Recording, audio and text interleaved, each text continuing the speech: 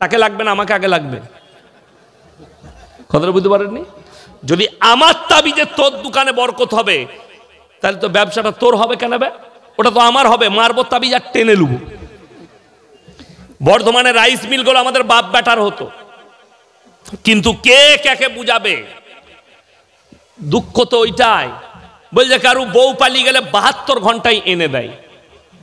আমি একটা জলসায় বলেছি, 72 ঘন্টায় বউ পালিয়ে দিলে এনে যাচ্ছে। এদিকে মোদিজির কাছে নিয়ে যেতে হবে, যারা দেশের টাকা পালিয়ে গেছে নিয়ে হারাম করকে 72 দিন সময় দেন, মালগুলোকে ফিরিয়ে নিয়ে তোদিকে অর্ধেক টাকা দেওয়া হবে। বড় কষ্টের বিষয় ধোঁকা, প্রতারণা, প্রবঞ্চনা। আপনি এটা মনে করেন না, স্টেজে আমরা আলেমরা বসে আছি, ধোয়া তুলসী পাতা আমার মতো 100টা মৌলবি ধরা পড়বে, 100টা হুজুর কিয়ামতের দিনে ধরা পড়বে। সমাজকে ধোঁকা দিয়েছো, প্রতারণা করেছো, প্রবঞ্চনা করেছো, আমার মতো 100টা মৌলবি ধরা পড়বে কিয়ামতের দিনে। সমাজকে কিভাবে ধোঁকা দিয়েছো তোমরা, প্রতারণা কিভাবে করেছো, এটা কিয়ামতের দিনে পাকড়াও হবে। আপনি এটা ভাববেন না ইয়াসিন ধোয়া তুলসী পাতা, আমার মতো বহুজন ধরা পড়বে। সমাজকে ধোঁকা, প্রতারণা, প্রবঞ্চনায় ফেলে রেখেছো, ছেলে হচ্ছে না, মায়েরা হাজির। যেমন আমাদের সিদ্দিকুল্লাহ ভাই জানে না, দিয়ে বলছে আলহামদুলিল্লাহ এখানে খুব ভালো লাগলো, মেয়েদের একটা আওয়াজ পাওয়া যায় না। মেয়েদিকে কোথায় রেখেছে তা ঠিক নাই, নাহলে ওরা আবার চিল্লাবে না। এটা তো আমি দেখে এলাম, ইমাম সাহেব হাসছে। ঠিক বললাম না ভুল বললাম? ওদিকে 1 মাইল দূরে করে দিয়েছে যাতে গোলমালটা না হয়। হুজুররা মনে করে আল্লাহ এত ওলি কি করে হলো। সিদ্দিকুল্লাহ ভাই তো ওইটাই ভেবেছে যে আল্লাহ মেয়েরা এত ওলি এখানকার, তা কখনো হয়?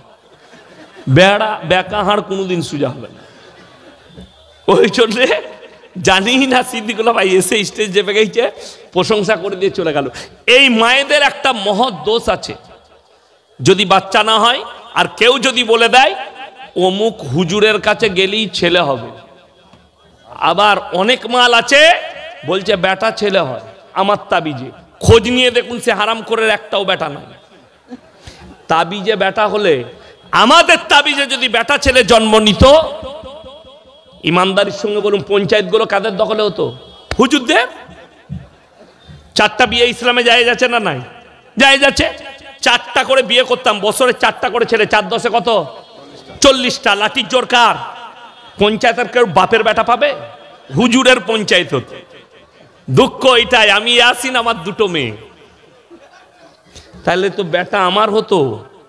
কষ্টের বিষয় কে বুঝাবে? যদি বলেন হুজুর দলিল দেন, কোরআন সূরা আল ইমরান 1ম পৃষ্ঠা, হুয়াল্লাযী ইউসাউবিরুকুম ফিল আরহামি কাইফা ইয়াশা লা ইলাহা ইল্লা হুয়াল আজিজুল হাকীম। হে আমার বিশ্বনবী, পৃথিবীর মানুষকে বলো, মায়ের গর্ভে আমি বাচ্চা দান করি, আমার ইচ্ছা মতো আকৃতি দিই, আমি আল্লাহ কারুর পরামর্শে কাজ করি না। জোরে বলুন সুবহানাল্লাহ। আমি আমার ইচ্ছা মতো বাচ্চা দান করি, আমি আল্লাহ কারুর পরামর্শে কাজ করি না। আমার ভাই বন্ধুগণ, বড় দুঃখ লাগে যারা যুবক আর যুবতী আছো, আমাদের ছেলেদের দুর্বলতা কি জানেন?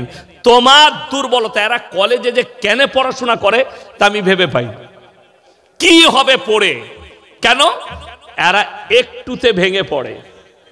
কলেজে পড়ছে ফার্স্ট ইয়ারে, নতুন নতুন কলেজ গেছে, ও এখন দীপালির প্রেমে পড়েছে, চলছে প্রেম, আইসক্রিম আর এগরোল আর রেস্টুরেন্টে চাউমিন, হ্যালো আমি তোমাকে খাইয়ে দিই। চললো 6 মাস। 6 মাস পরে এখন ব্রেকআপ, সুইচ অফ। এই হুজুরকে এসে বলছে, হুজুর থাকতে পারছি না। কি হলো রে? বলবো জানের থেকে বেশি ভালোবাসি। হুজুর মোবাইল সুইচ অফ, যা টাকা লাগে দেবো, সুইচটা খুলে দেন। ভাই হুজুরের তাবিজে সুইচ খুলে যায়? এরা বলছে হুজুর সুইচটা খুলে দেন তাবিজ মেরে। আমাদের তাবিজে যদি সুইচ বন্ধ হতো হারাম খোর, এই মোবাইলগুলোর সব সাব টাওয়ার উড়িয়ে দিতাম তাবিজ মেরে। তোরা যা পাপ করছিস, কথাটা বুঝতে পারেননি? একটাও রাখতাম না, মার তাবিজ আর সব মোবাইলগুলো উড়িয়ে দে, কোম্পানির টাওয়ারগুলো উড়িয়ে দিতাম তাবিজ মেরে। তোমরা যা পাপ করছো। কিন্তু কে বুঝাবে?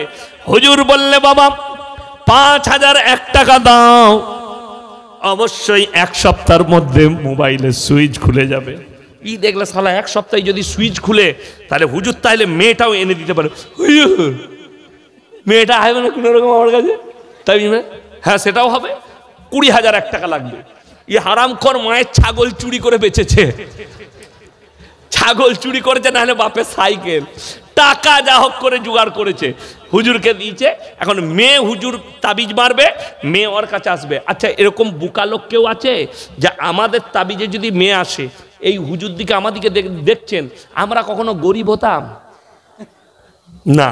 অত বোকা আমরা অত বোকা নয়। যদি আমাদের তাবিজে মেয়ে পাওয়া যেত, আমরা খালি হুজুররা খোঁজ লাগাতাম বাপের একটা বিটি বড় লোক কে আছে, মার তাবিজ আর টেনে এলে বড় লোকের জামাই ইমামতি করা লাগবে না। কথাটা বুঝতে পারেননি? বড় কষ্ট লাগে আমাদের হুজুরদের। আমার শ্বশুর ঘর মাটির বাড়ি, আমার শ্বশুর কিসে বাড়ি? মাটির বাড়ি। তো আল্লাহ তকদিরে লিখেছে হয়েছে। এরকম বহু এখানে ইমাম সাহেব আছে যাদের শ্বশুর ঘর মাটির বাড়ি। ঠিক বললাম না ভুল বললাম? শ্বশুর ঘর গরিব, কিংবা শ্বশুর বড় লোক, ইমাম সাহেব গরিব, এরকম আছে। এটা তকদির। আর তকদির একমাত্র আল্লাহ ফয়সালা করেন। তকদিরের মালিক আল্লাহ। আপনি লটারির টিকিটকে দিয়ে ভাগ্য পরীক্ষা করছেন, এই কাগজের দ্বারা আপনার ঈমান ধ্বংস হয়ে যাবে। আপনি যদি বিশ্বাস রাখেন এই কাগজের দ্বারা আমার তকদির পরিবর্তন হবে, কেউ যদি হাত দেখায় কোন জ্যোতিষীকে, কোন মৌলবীকে যদি বলে আমার ভবিষ্যৎ কি আছে, আর কোন ভণ্ড মৌলবী যদি বলে আমি ভবিষ্যৎ বলতে পারি, জানবেন সে 1 নম্বর ভণ্ড এবং ঈমান হারা, সে বদ্দিন। ঈমান চলে যাবে। জ্যোতিষীকে হাত দেখালে ঈমান চলে যাবে। লটারির ওপরে বিশ্বাস করলে, ওই জন্য সবাই হালালের ওপরে বিশ্বাস করবো। জোরে বলুন ইনশাআল্লাহ। ইমানদারির সঙ্গে বলছি, হালাল রুজিতে কি আছে? বরকত আছে, আছে না নাই? তার প্রমাণ জানেন তো এই মৌলবীরা। আপনাদিকে এরা কি খাওয়াইছে আমি জানি না, প্যান্ডেলে কি খাওয়াচ্ছে, কিন্তু আমাদের আলাদা জিনিস। ফলের যে নাস্তা দিল আমি আর বলবো না, কেন বলুন তো? কালো আঙ্গুর, আর আমাদের মাস্টার সাহেব আমার এলাকাতেই মাস্টারি করেন। ওখানে আমার একটা বন্ধু আছে, রহমত ভাই, এসছে আমার সাথে, তার বাড়িতে থাকেন, এই গ্রামের ছেলে, ভাইপো আপনার, মাশাআল্লাহ। তো উনি বললেন হুজুর বাড়িতে অনেক কিছু রান্না করেছি, শরীর সাথ দিল না, বলে স্টেজ থেকে নেমে তারপরে দেখবো। তো কি কি করেছে জানি না, তবে আশা করি দেশি মুরগি না। কি বলেন? আমরা মৌলবীরা চাই না দস্তরখানে চলে আসে। রাসূলের হাদিস শুনেলেন, যারা আল্লাহর রাস্তায় দিনের পথে থাকবে আল্লাহ মৃত্যুকাল পর্যন্ত ইজ্জতের রুজি দান করবেন। জোরে বলুন সুবহানাল্লাহ। টাকাটা মেটার করে না। বেঈমান কাফেররা মেহনত করেছে, তারা তাদের মেহনতে কামিয়াব। আর আমরা ইসলামে প্রচার করে, এত জলসা করে, এত দাওয়াত ও তাবলীগ করে, এত প্রচার প্রসার করে, এত মাদ্রাসা করে, এত আলেম হাফেজ গ্রামে তৈরি করে, তারপরও আমরা নাকাম দিন প্রচার করতে। যদি বলেন হুজুর কেমন করে? বেঈমান কাফেররা এমন একটা মেহনত করেছে, যার কারণে আজকে প্রত্যেকটা বাড়িতে বাড়িতে সুদ ঢুকিয়েছে। তার নাম হচ্ছে বন্ধন লোন আর গ্রুপ লোন। আশা করি আপনাদের এখানে নাই, আছে? আল্লাহ, ও আবার বাদ যায়, ওটা বাদ যাবে না। এখন মেয়েদের একটা সুবিধা, কিন্তু সব মেয়ে কিন্তু চাকরি পায় না। পেয়েছে অনেক মেয়ে চাকরি পায় না, আবার কারো বাতিল হয়েছে। এই 10টা করে মেয়ে গ্রুপ করেছে, তাদের মধ্যে একজন হেড হয়, আর 9টা মেয়ে তাকে ম্যাডাম বলে। আসে মনে করেন বিরাট ব্যাপার, এমনি ম্যাডাম হতে পারে না, সুদ খাবার ম্যাডাম হয়েছে। ভেবে দেখুন, বেঈমান কাফের আপনার বিবিকে রাস্তায় বার করে দিল। আপনার ইমামের বেতন 7,500। ইমানদারির সঙ্গে বলুন, ইমামের বিবি কবে কোপরে কাপড় গুঁজে গ্রুপ লোন আর বন্ধন লোন করতে গেছে? এই আলেমরা বসে আছে, যাদেরকে আপনারা উপযুক্ত বেতন দেন না, তারপরও আল্লাহর উপরে ভরসা করেছে। এই 5,000-এ 7,000-এ আল্লাহ এত বরকত দিয়েছে, আপনার 50,000-এ অত বরকত আল্লাহ দেয়নি। তার কারণ হচ্ছে হালাল রুজি, তার কারণ হচ্ছে দিনের উপরে প্রতিষ্ঠিত।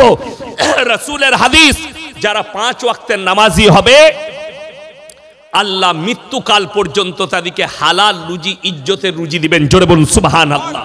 তাদের রুজিতে কোনোদিন কমি আসবে না। অনুভব করি আমরা আলেমরা, মাঝে মাঝে এই আলেমরা ইমামরা অনুভব করে কেন? এই জন্যই আমরা অনুভব করতে পারি, আমরা ভরসা করি আল্লাহর ওপরে। আর তোমার ভরসা হচ্ছে লটারির ওপরে, তোমার ভরসা হচ্ছে হারাম জিনিসের ওপরে, তোমার ভরসা নেই দিনের ওপরে, তোমার ভরসা নেই আল্লাহর রসুলের ওপরে, তোমার ভরসা নাই কোরআনের ওপরে যে কোরআন পড়লে আমার কাছে বরকত আসবে, নামাজ পড়লে আমার কাছে বরকত আসবে। অনেকজন মনে মনে করবে যে এই হুজুরটা খেপা কেন? আম্বানি তো বেনামাজি, মুকেশ আম্বানি নামাজ পড়ে, মমিন, টাটারা, টাটা আম্বানিয়ারা কেউ নামাজ পড়ে? এরা তো ইসলামের মধ্যেই নেই।